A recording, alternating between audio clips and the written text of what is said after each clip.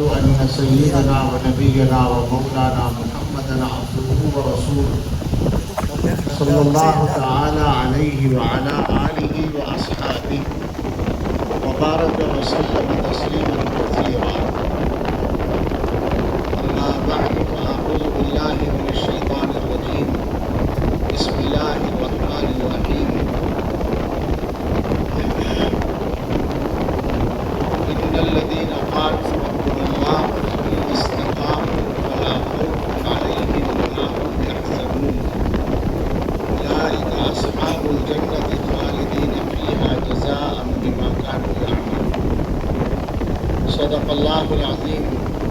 اللهم صل على سيدنا محمد وآله وأصحابه وبارك وسلم. اللہ تعالیٰ کا کرم ہوا کہ ہم آپ کی خدمت میں حاضر ہیں اور یہاں جلسے میں بہت سارے علماء کرام خصوصاً ہمارے مقبول حضرت مولانا محمد عاقل صاحب دامت برکاتہ تشریف فرما ہے اور ان سے انشاءاللہ چند منٹ کے بعد استفادہ بھی ہونا ہے. تو کتابی میں مجھے بھی کچھ کرنا ہے. آپ لوگ یا آپ جیسے جتنے مسلمان ہیں ان سے کچھ باتیں کہنے کی تو بالکل ضرورت نہیں. مثلاً دین سے محبت ماشاءاللہ بہت پائی جاتی ہے. ہمارے اس علاقے میں بستی بستی گاؤں گاؤں جو دین سے محبت کا مزاج ہے اور دین کی نسبت سے علماء سے محبت کا جو مزاج ہے اس کی کوئی نظیر ملنا مشکل ہے. خصوصی طور پر تو مل جائے گی، عمومی طور پر نہیں ملے گی. یہ تو عام ماحول ہے، اس کی مثال ملنا مشکل ہے. اور اسی کی برکت سے بڑی حد تک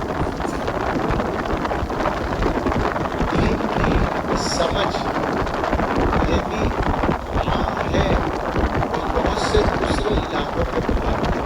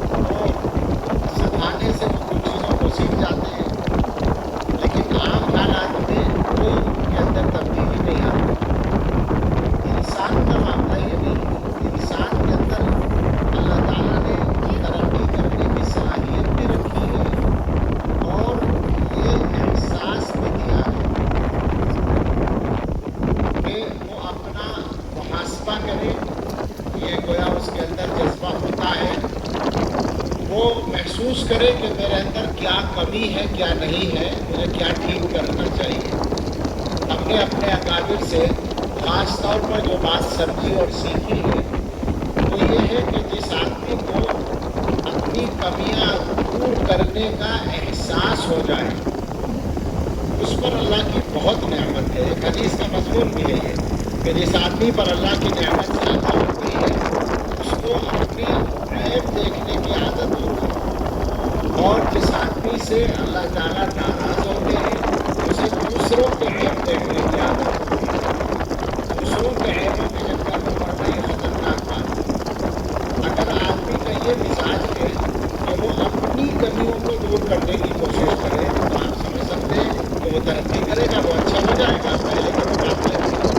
बिल्कुल ऐसा ही है जैसे आप मकान बना रहे हैं और आप किसी रिश्तेदार का भी मकान बन रहा है, आप ये करते हैं कि रोज़ाना अपने मकान को छोड़ के रिश्तेदार के मकान में जाके खड़े हो जाए, निगरानी करते रहे, मिस्त्रियों को मशवरा देते रहे, यहाँ ये कमी है इसे दूर करो, यहाँ से ठीक करो।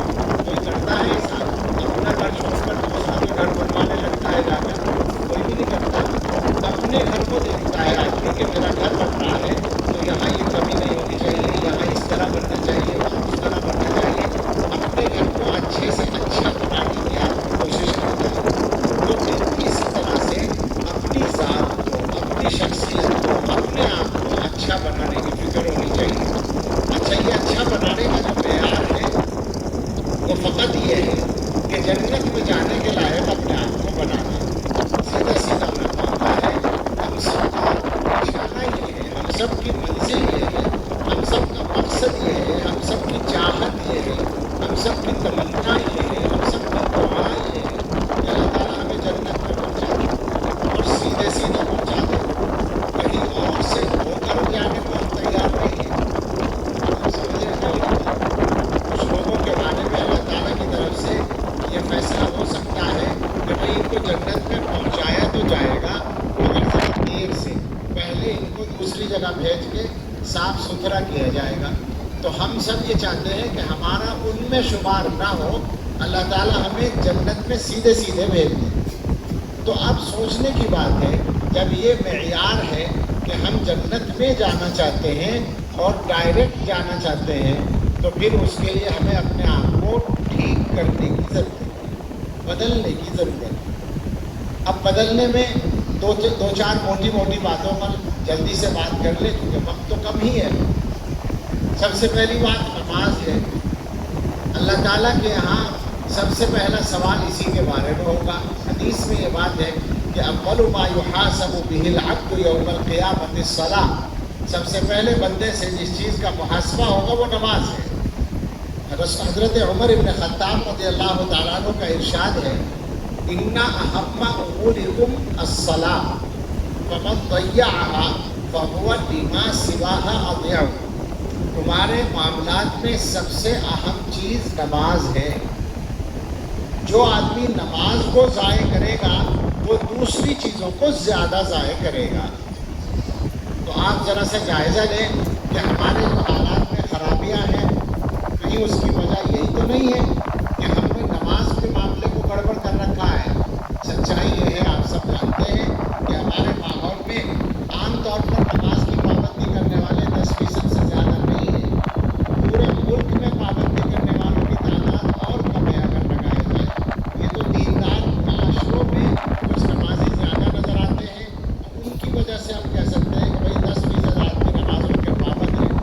बाकी लोगों ने नमाज को तकरीबन छोड़ रखा है। और नमाज ज़ाय करेंगे तो दीन के बाकी मामलात ज़ाय करेंगे। लिहाजा एक इरादा तो यहाँ से ये करके रखें, मदरसों के जलसों में जब जाएँ तो अपने फ़ायदे की चीज़ें लेकर जाएँ।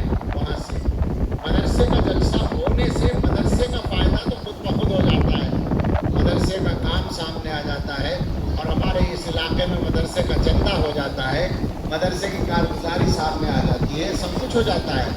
लेकिन जो हम शिरकत करने वाले लोग हैं, हमारा क्या फ़ायदा? हमारा फ़ायदा उस वक्त होगा जब यहाँ से हम अपने आप को बदलने का सबक लेकर जाएं, अपने आप को ठीक करने का सबक लेकर जाएं। तो यहाँ से तय करके उठिए, कम से कम जितने लोग सामने बैठे सुन रहे हैं, हम सब तो यहाँ से ये अहद करके उठें कि अब तक जैसा भी मामला रहा हो, आज के बाद इंशाअल्लाह हमारी कोई नमाज नहीं छूटेगी इंशाअल्लाह। इंशाअल्लाह भी कहते हुए डर रहे हैं कुछ लोग कहीं पढ़ने पड़ जाए हैं। पढ़नी तो पड़ेगी, बगैर उसके काम नहीं चलेगा जनाब। इसके अलावा चारा नहीं है।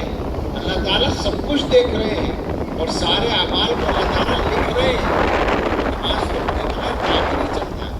इरादा कर लेंगे तो आसानी हो जाएगी। जब बंदा इरादा करता है तो अल्लाह ताला की मदद शामिल हो जाती है। तो सबसे पहला अहद तो करके उठिए नमाज के बारे में। दूसरी बात, हमारे ज़माने में शैतान ने जो प्लान अपने चला रखे हैं अमली तौर पर, ख़ास तौर से सोशल मीडिया के ज़रिए, जिसका बहुत आसान रास्ता मोबाइल इस ज़माने में निकल गया है, उसके ज़रिए से शैतान जो चीज़ें फैला रहा है, उसमें दो चीज़ें ख़ास तौर पर हैं। एक तो ये कि लोगों के अक़ीदों को ख़राब करने की बाकायदा मुहिम चल रही है और इस काम के लिए तरह तरह के लोग इस्तेमाल हो रहे हैं।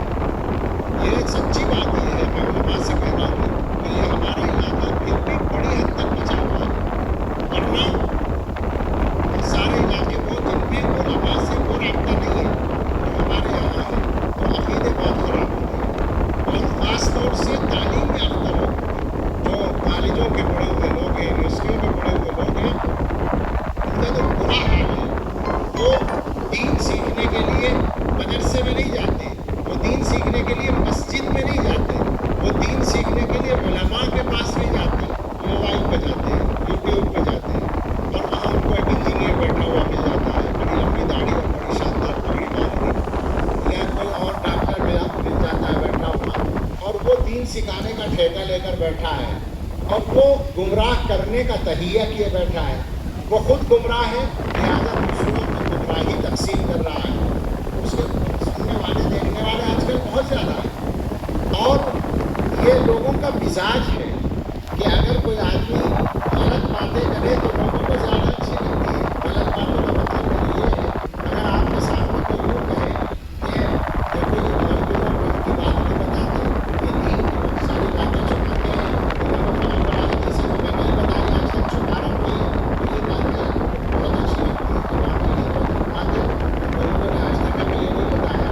उस बेवकूफ़ से कोई पूछे कि कितने मौलवियों के पास तो दीन सीखने के लिए गया था, तो तुझे ये चीज़ बताते, ये हदीस बताते।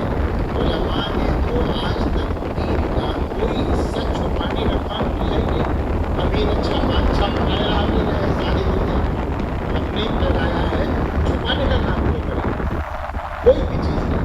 मगर गुमराह करने वाले लोग जानते हैं कि अगर मुसलमान उलमा से जुड़े रहेंगे तो हमारी गुमराही नहीं चल पाएगी, पता चल जाएगा कि यहाँ गड़बड़ हो रही है। लिहाजा पहले ही नंबर पर वो ये बात